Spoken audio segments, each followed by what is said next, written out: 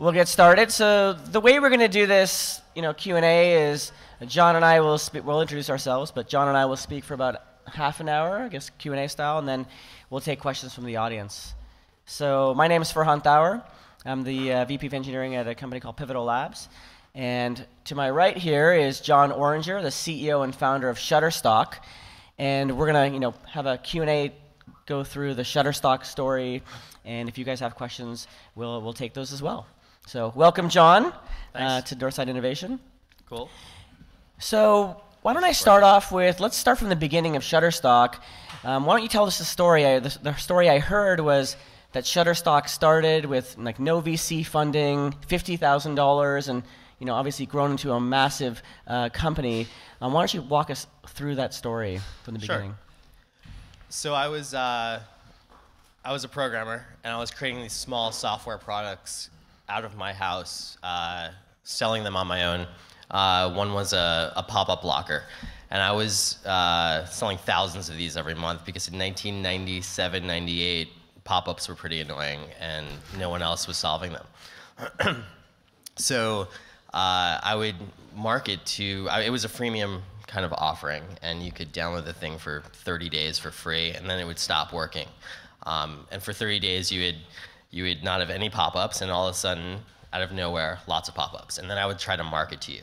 I would send you emails, and I would send different types of emails with different messaging in them, some words and an image. And I would iterate through different images and try to figure out which ones worked best with little tests, and then push those out to the whole list, which was hundreds of thousands of people that were trying this thing out that I was trying to convert.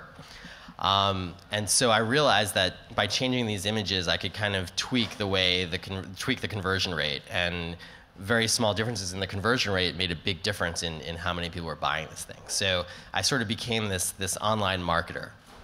Problem was, couldn't find many images because some of the image providers out there were still working in a world where you would buy one image every once in a while, use it in an ad, and the kind of marketing cycles were really long. You would use an image and gather data over many months as to how effective that ad was.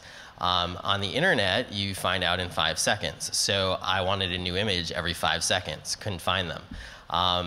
And so kind of fast forward a little bit later, Microsoft put me out of business overnight. They pretty much built a pop-up blocker into Internet Explorer by 1999. That was the browser everyone used at that time, and my business was now useless. So I spent the next year trying to build what I wanted, which was a subscription image service that you can kind of use whenever you wanted.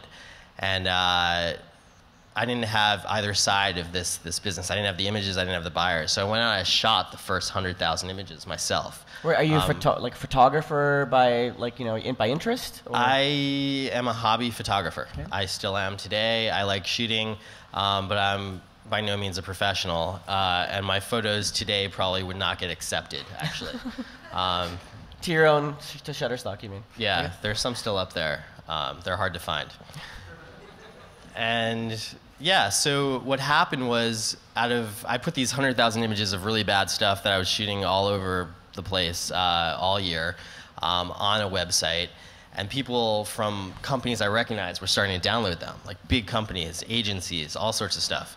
So I started to realize that other people had the same problem I had a couple years earlier.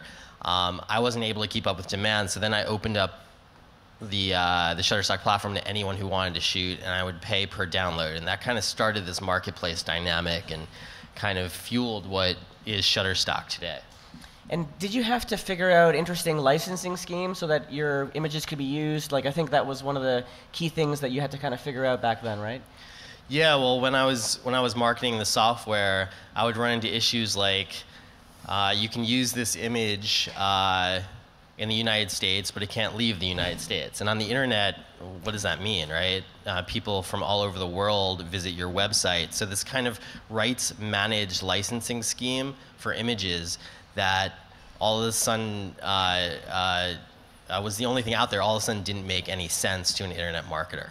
And so that's kind of what we had to change. And we had to make it so that it was really easy to download this stuff, and you downloaded it, and it was one license, and you kind of understood what it did, and you can use it anywhere, and you didn't have to worry about these kind of timelines running out or geographic restrictions.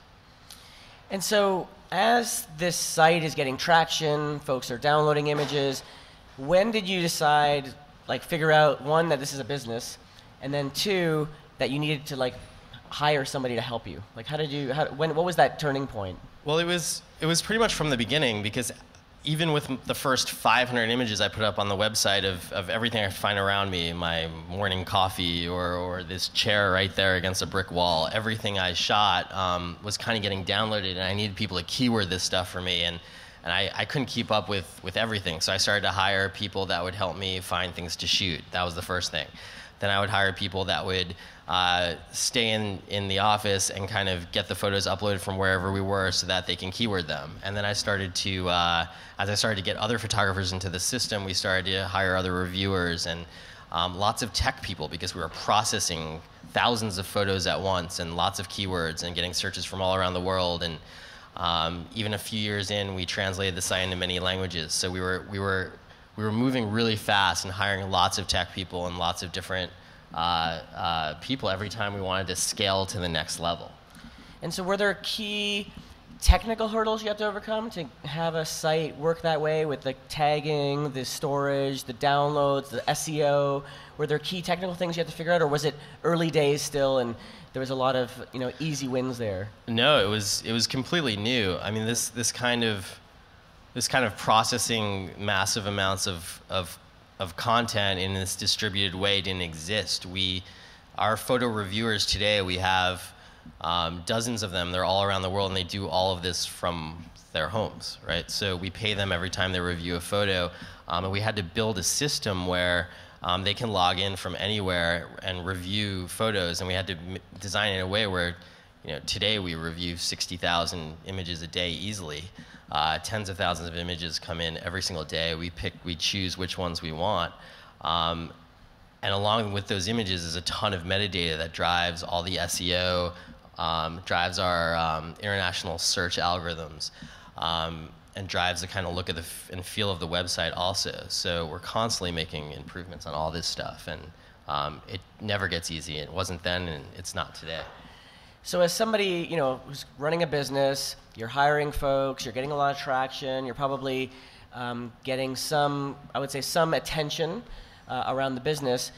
Are you then meeting VCs for coffee and they're like, you need our money to scale this business? Like, are you having those conversations? Well, yeah, and I was ignoring all of them. Okay. I had my own coffee machine, so I didn't need their coffee. But the thing that started to happen was we were profitable. We could afford everything that we needed and still pay out, because the kind of model was set from the beginning to work. We monetized from day one. I wasn't trying to scale and then worry about revenue later. I probably didn't know how to raise money, and that was probably part of the reason why I didn't even bother trying. But I knew kind of what I wanted to create, and so I had to create it with whatever limited resources I had, which was the tens of thousands of dollars at the time that I could spend on it. So we had this discipline from the beginning where it was we would build in whatever efficiency we possibly could. If we can make it so a reviewer can review 10% more images 2 weeks from now because of certain code changes we made, or we sped up the interface, or we even watched what they were doing and how they were using the interface, and we were able to get it so that our pool of 10 reviewers can review 12,000 images instead of 10,000 images. We would make that algorithmic, those kind of changes to the interface, and try to automate as much as possible. So instead of raising capital, we force ourselves to build as much efficiency into the model as possible. So when I meet with entrepreneurs and they have companies like yours in the early days when it's growing, they say that it's not just about the money, it's about the advice that a VC could give you, or a network where they can connect you with other entrepreneurs that are in similar situations. Do you feel that if you started Shutterstock again, you would change the way you grew it and maybe try to get that advice side of the VC industry versus the money? Eventually we did need the advice, and that's why we did a private equity round around 2007 or so with Insight. They eventually helped us build out the executive team, build out the way the whole team looks like and help us go public eventually. But in the beginning, I'm very happy we didn't take VC or angel money. Yeah, because the kind of influence that would have put on us, the extra opinions in the room, I mean, it's easy to look back today and say it wouldn't have helped, but I really truly believe we kind of knew what we were doing, and if there was any distraction along the way, I don't think that would have been a good thing. Okay. I mean, there's in the beginning, in that kind of vulnerable, really early beginning stage, people can convince you to do things in certain directions that may not like align with what your gut is saying, and we didn't have that there to kind of distract us, and so turned out well. Obviously turned out well for you. In terms of the growth, were there periods where you felt that, wow, I'm a single founder, I wish I had a co-founder, or there was a time when you realized that you need like a number 2 or number 3 person in the organization? Well, I've always had someone next to me that kind of knew something different than what I did. We were always hiring people on as executives. So early on, I had a CFO that helped out a lot. Eventually, we built out the executive team. We kept adding people with different skill sets to do that. From the early beginning, I was both the programmer, the customer service agent, the salesperson, the marketer, the tester. I was kind of doing everything at once. And I find that even useful up till today when I'm talking to some of our employees that do that stuff now, and I can kind of think back to when I did that. And think back to the kind of experiences I had, and it's very helpful actually to have done the job myself today. So yeah, I think I've heard that before, where folks say, in order to hire someone for a role that you need to fill, you should probably do that role. Yeah, I agree with that. You can understand it at a better way. Okay, so yeah. you're validating that assumption. Yeah. In terms of fast forward, you're talking about 2007, where you're getting investment from VC. The landscape is changing, right? There's obviously lots of things going on the web. I'm even holding my phone where I've got my notes for this talk. Mobile becomes something that is a force, whether it's stock photography or just where attention is being spent, where folks need to use your images. How has that changed your business? Has mobile impacted Shutterstock? Well, the biggest way it's impacted Shutterstock is that it's made people understand how to become better photographers. And given them a lot more kind of places where they can practice, right, and become better. And as we see lots and lots of people become kind of experts at taking images, we see more photographers come into the system. Our customers are businesses, and they're graphic designers, and they're doing work on a big screen. So they're generally not buying images off their mobile devices, but they are shooting images, and our photographers are definitely using their mobile devices more often than they were before. So it's kind of putting the camera in their hands more and more of the day, which is good for the content creation part of our business. On the other side, with our iPad app, it kind of puts the buyer, allows the buyer to sort of sort through images in a different place, right? They can be on their couch on the weekend, kind of picking through images that someone else in the company sent them, and it's kind of a different environment to be creative. So we find that happens also. So you're mentioning I didn't even think about the content creation side. So are you seeing similar stats? I think the stat I heard was from Flickr, where the iPhone became the most popular camera on Flickr almost within months of the iPhone being released. Did you see similar things in the Shutterstock content creation side? Not necessarily yet. Okay. Our customers want really big, detailed, clear images that have something in focus and sometimes have short depth of field, stuff that a tiny little camera on a phone can't necessarily do yet. It will be able to do, but there are certain things that with an actual lens you can do that a phone can't. It kind of gives you that depth of the image. We do today have images on the website that were taken with mobile devices, and I think that number will go up. Today it's very small. but there's no doubt in my mind that a tiny phone will be able to create what a professional digital SLR can create today in just a few years. And so, okay, so that's interesting, because I think what we're seeing in other, photo type sites that are not looking for that detail is that mobile content creation is actually taking over, but not yet for Shutterstock. So that's interesting. Yeah, not yet, because what happens is our images that people download from Shutterstock are ingredients to other creative things. So they want the biggest, most detailed version of it so that they can pick out parts of it and use it for other stuff. Something you take with Instagram just doesn't have the same kind of quality in it. Right. It will, though, soon.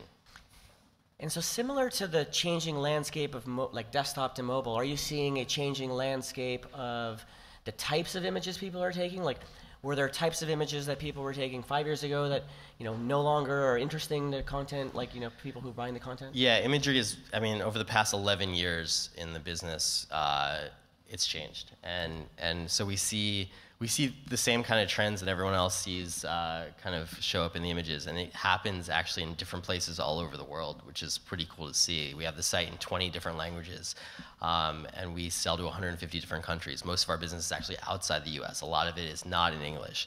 So we start to see trends from different places that are really interesting. We release this infographic every year, which you guys should check out, and it has a lot of this detail in it.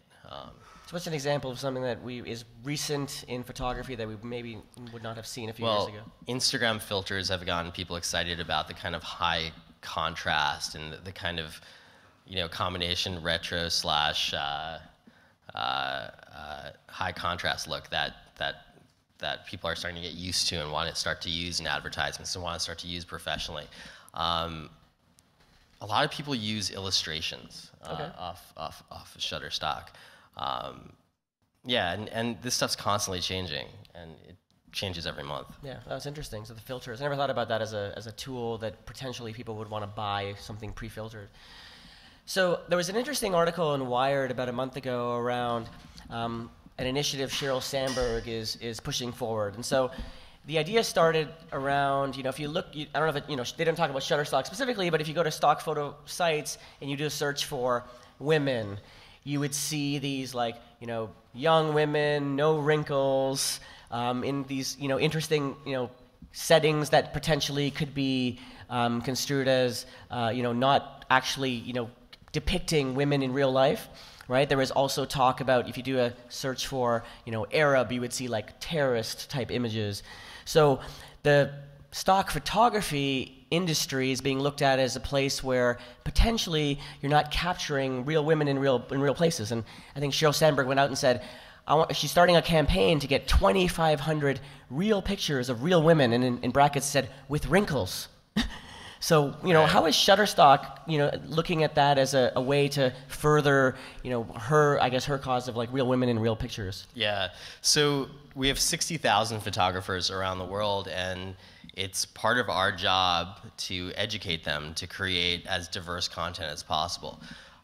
What has happened, though, is that you find photographers in places of the world where they'll look at their source of inspiration for what they should shoot. They'll look at a magazine. They'll look at whatever the magazine they can find, and they'll shoot what they find in that magazine. Or they'll find something online. They'll kind of tweak it a little bit, and they're trying to figure out what buyers want. And this is a constantly changing thing, and we've been trying to fill these, we call them content gaps, all around the world for the past 11 years. I mean, it became a problem. It was apparent right away that this was going to be something that is always going to be an issue. And what we try to do is we explain to our photographers what our buyers are looking for, and constantly try to communicate with them to create diverse content. One of the things that will happen is people start to shoot, they basically shoot what they think people want to shoot, right. what they think people want to buy. And we just have to constantly tell them, look at the people around you, look at your friends, look at everyone who you interact with on a daily basis, and try to make them more real. I think the content has changed over the years, and I think we're in a better place to kind of create this diverse content than some of the other traditional players in the space, because we have turned the whole thing into a crowdsourced marketplace where anyone can sell, anyone can buy, and we use the exchange of data mostly to communicate the signals of what people are buying, so that the sellers can create more of what the buyers want. You led right into my next question, which is, so you do actually look at the data that folks are searching for and then realize that you don't potentially have those images, and then shoot that out to the content creators? Yeah. It's interesting. It happens slightly different than that, right? So what happens is anyone can come to the website, search any keyword, and sort by most popular. And you guys can do that today with any keyword on Shutterstock. Our contributors can also. So when they have a shoot in mind that they want to go and execute on, they'll come to the website and kind of do a little bit of research. They'll then do that shoot, upload those photos, and watch how those photos are selling, and they'll constantly refine the good ones, the ones that make a lot of money on Shutterstock, constantly refine their skills to try to figure out what people want. They use everything that we give them, and we ask them what else they need. And so by using all of this together, it kind of makes them more and more successful, which makes us sell more imagery and close those gaps. Every once in a while, someone will go out and kind of experiment with something and test it. If it sells a lot, they'll start to experiment some more in that little area. So you're giving them the analysis, like the tools and analysis for them to say, well, you know, this image generated this amount of money, this image generated that, and if let me test some more content creation attempts to see if I can get more money from that type of image. Yeah. One thing we do at Shutterstock is we collect all the data we possibly can, store it. Okay. And show it to everybody. Yeah, we never know what we're going to need. We don't show it all to everybody. Right. But we try to dig in there and try to figure out what the contributors need. So today, the contributor console, this kind of thing they log into, they can watch in real time what parts of the world their photos are getting downloaded. It could be that they produce content that's really popular in Germany. And now that they know that, they can kind of start to search for keywords that German buyers use and start to create more content like that. David Hasselhoff. So I'm going to do one more question, and then we'll get questions from the audience. So one thing I found interesting when we did our prep call was around, Shutterstock has the name Shutter in it, but you started, branching out into music. So tell us a little bit about Shutterstock Music, and probably a lot of folks in the audience wouldn't think of Shutterstock as a place to go and get, I guess, easy to use, license-wise music. Yeah, so we listen to our customers, and what started to happen early on in 2004 is we decided we were going to launch video, and that hadn't really been done this way before, and digital SLRs were just starting to get to the point where some of them had the feature where you can shoot HD video, some didn't, but it was clear that this was going to be in every camera soon.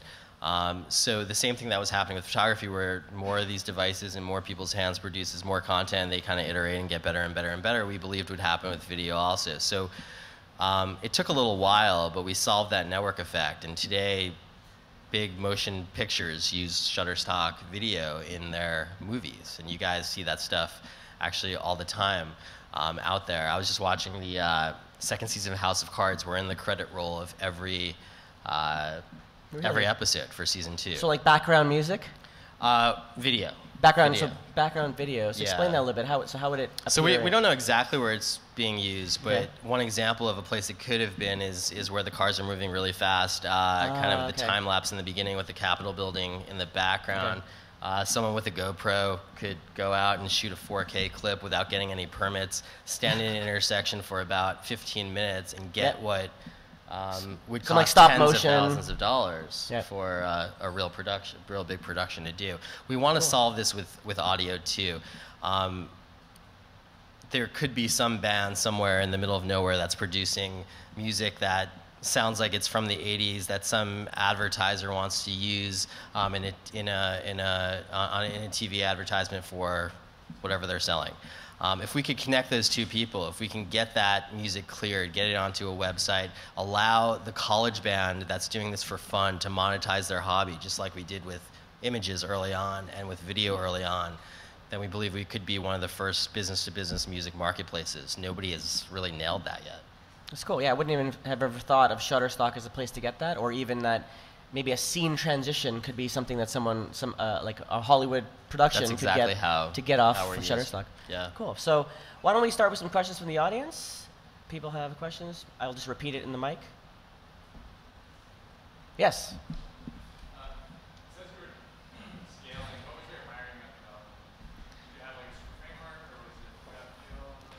Maybe just repeat the question too. Yeah, the question was, what is our hiring methodology as we were scaling? We didn't really, it's changed a lot over time, and we didn't really have any real written out methodology. I tend to look for people that are hackers. I am a coder. I programmed before, and I kind of knew the type of problem solving that was working to kind of get us to scale the way we were scaling, and I wanted to accelerate that. So I would look for people that could solve problems in creative ways, and that's kind of how we look at all our hires. What was the growth trajectory of Shutterstock from like number of employees? By the first, so the first 6 or 7 years, it took us to get to 100. Okay. And then we've been growing about 40% per year. So how many people now? Today we have 400. 400, okay, that's big. Other questions from the audience? Yep.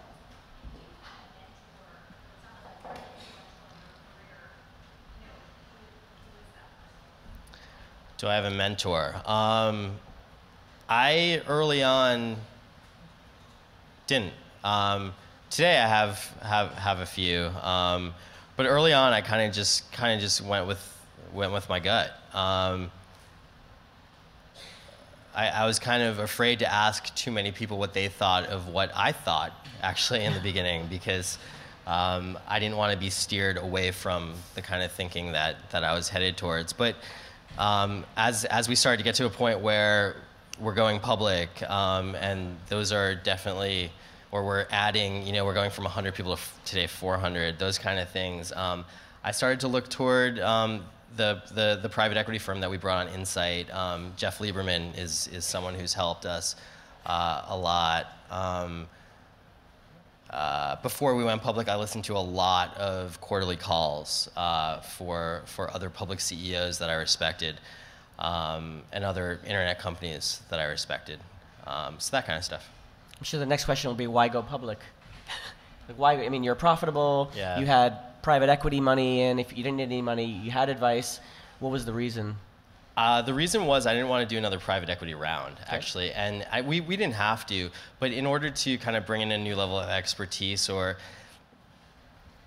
we probably would have been tempted to. And the kind of balance between growth and profitability as a private company, I think would have been harder. I'd rather get credit for the money on the balance sheet in my stock price than be tempted to pay it back out to ourselves.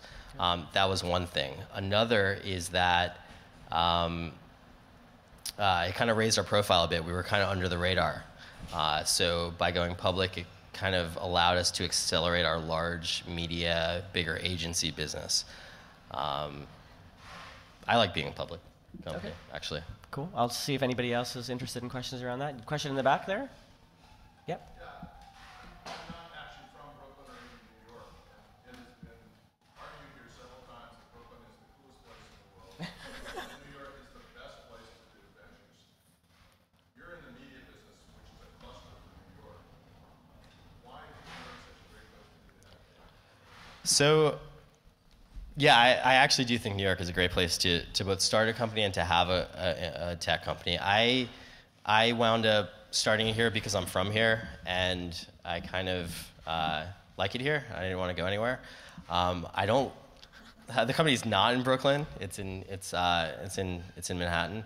I'm from Westchester, but the environment has changed a lot over the past 10 years in New York to make it a lot more welcoming to startups. Having Bloomberg as a mayor was an amazing 12-year span of support for tech companies. Honestly, I just like New York. That's why I'm here, still here. Good answer. Other questions? Yeah.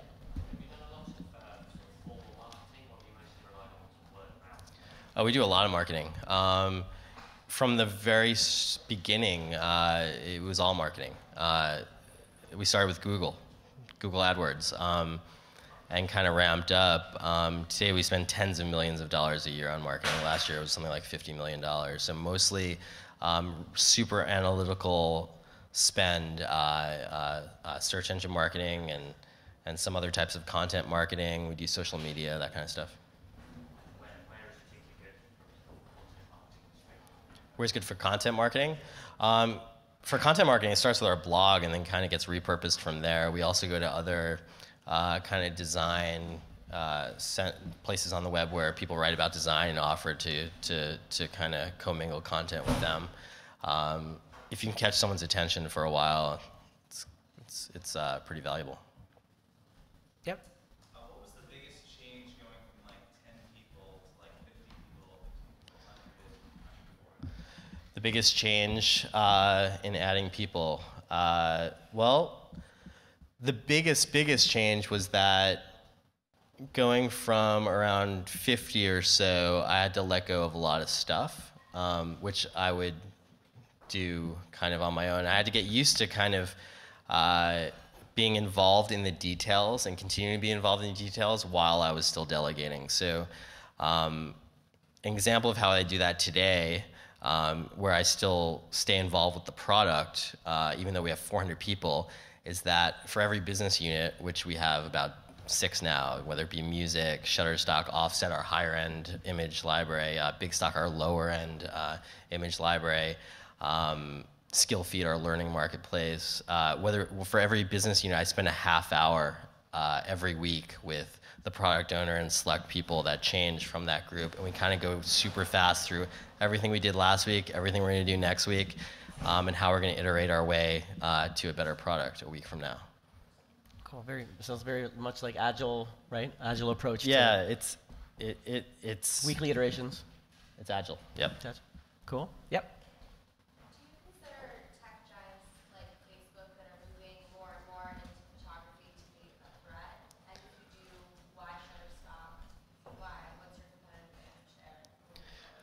So Facebook has billions of photos on it, but none of them are commercially released. We look at Facebook more like a partner. So we together launched an integration with Facebook where we sell images to small businesses that want to put advertisements on Facebook, because images that are on Facebook are not commercially released. If you find something you want to use in your small business ad on Facebook, even though that picture maybe on your friend's feed, you still can't use it because you're selling a product, you're selling a service. You need a commercially released image that has model releases attached to it, and an agency that stands by it. So we consider Shutterstock a platform. We consider Facebook, Twitter, Salesforce, all these places platforms also, and we want to power the commercial part of how they use imagery. So it's not just like Facebook couldn't just change the licensing terms of the images you post, and that would they have to do more than that. They would have to also get the people inside those images to sign model releases. They would have to make sure the property is that they're standing on has been cleared. Okay. The entire licensing process. When an image is uploaded to Shutterstock, a lot goes into that review process. We read the model releases. We know a lot about the photographer. We have a history with that photographer to make sure that they're following all the rules and they're creating truly commercially released imagery. Cool. I think you're going to see a few more photographers emerge after this talk. Yeah. Any more questions? I think we have time for one or two more. Yes? What's been the most surprising thing about the going public process and being a public company? The most surprising thing is I thought it would take more of my time. It takes about 10% of my time being public. That's what's changed. Before we were public, I had that 10% to concentrate on the business and to do other stuff. And today I use that 10% to kind of, in the best possible way I can, to make the product, to make the company better. So it's probably the amount of time. As long as you have a really good CFO that can take care of a lot of the details, it's a pretty manageable thing. Cool. And last question. Yep. What was the biggest mistake that you have made? That was on my list. The biggest mistake. Well, I mean, I always, whenever knowing what I know now, looking back, I mean, spending more on marketing quicker and being more aggressive. You wish you spent more on marketing quicker? Yeah. Really? Yeah. I mean, the company's always been profitable, and we've always been able to kind of scale very in a very controlled fashion. But earlier on in those 2003 to 2007 years, I probably could have accelerated growth a little quicker. I don't know how that would have wound up today, but I mean, you could always be more aggressive. Awesome. Well, I'd like to thank Jon for sharing his insights with us. It's funny, we were talking yesterday at the poolside, and people were comparing you actually to Michael Bloomberg, and it's great that you said that he paved the way for, the New York tech scene, and that's why you also, helped you and why you stayed in New York. So thanks to Jon, and I think we'll be around, both of us will be around for a little while to answer some questions. Thank you. Thanks.